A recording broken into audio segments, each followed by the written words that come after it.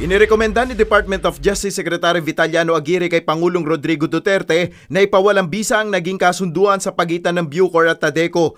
Batay sa investigasyon ng DOJ, questionable ang naturang joint agreement at inutusan na niya ang Bucor na gumawa na ng kaukulang aksyon. The best and the fastest way is for the President to cancel this contract.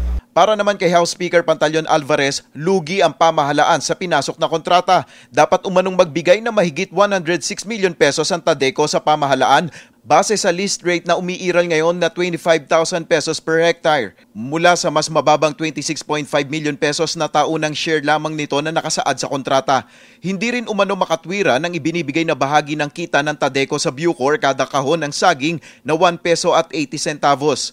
Labag din anya ito sa konstitusyon kung saan lumagpas na sa 50 years na limitasyon ng kontratang ito na nagsimula noong 1969.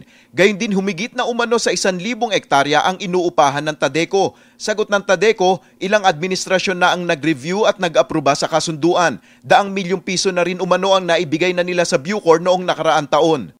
Are you talking of the rental? Oh, I see what you mean. Yes, sir. Yeah, going back to the rental. Okay. Rental. So, I think it's clear that it's not really a JVA. It's not a joint venture agreement. It's a rental. Ipagpapatuloy ng komite ang investigasyon at pagkatapos nito ay maglalabas ng rekomendasyon kung sino mga dapat na managot sa umano'y maanumalyang transaksyon na ito. Ang Tadeco ay pagmamay-ari ng pamilya ni Davao del Norte Representative Antonio Florendo. Mula sa Quezon City, ako si Nel Maribuhok, humahataw sa balita.